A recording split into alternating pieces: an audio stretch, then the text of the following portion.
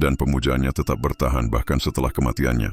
Patung-patungnya dengan wajah keras dan mata yang menatap jauh ke depan menjadi simbol kepemimpinan yang tegas.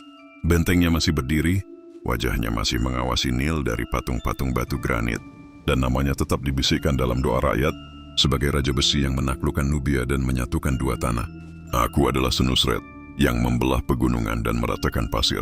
Aku bukan dewa, tapi aku menulis perintah para dewa dengan tindakanku. Ukiran di dinding kuil Semna, warisan Raja Senusret Rai, besi hukum dan batas kejayaan. Batu dapat runtuh, tapi kehendak seorang raja yang adil hidup dalam hukum dan tembok-tembok yang dibangunnya. Inskripsi fiktif di makam Jenderal Nubia zaman Senusret Tebral. 1. Penakluk Nubia dan penjaga perbatasan selatan.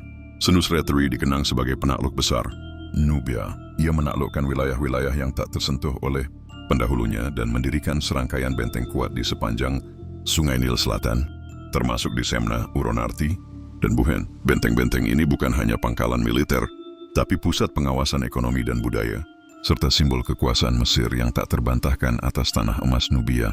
2. Arsitek sentralisasi kerajaan. Di masa sebelumnya, Mesir sering digoyahkan oleh para nomark, gubernur lokal, yang sangat kuat dan nyaris otonom. Senusret terbiasa secara sistematis mengurangi kekuasaan para nomark, menggantikan mereka dengan pejabat-pejabat yang ditunjuk langsung dari pusat.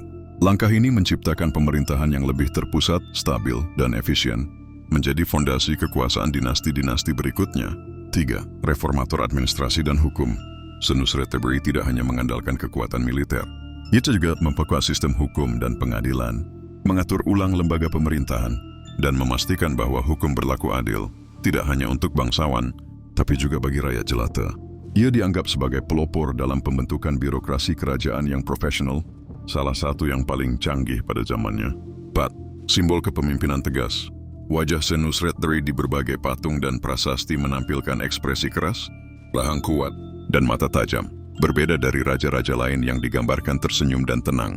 Ini bukan sekadar gaya seni, melainkan pernyataan politik bahwa pemimpin sejati tidak hidup untuk dipuja, tapi untuk memimpin dengan ketegasan dan kerja keras. 5. Pembangun arsitektur dan keagamaan. Di bawah pemerintahannya, Mesir menyaksikan kemajuan arsitektur besar.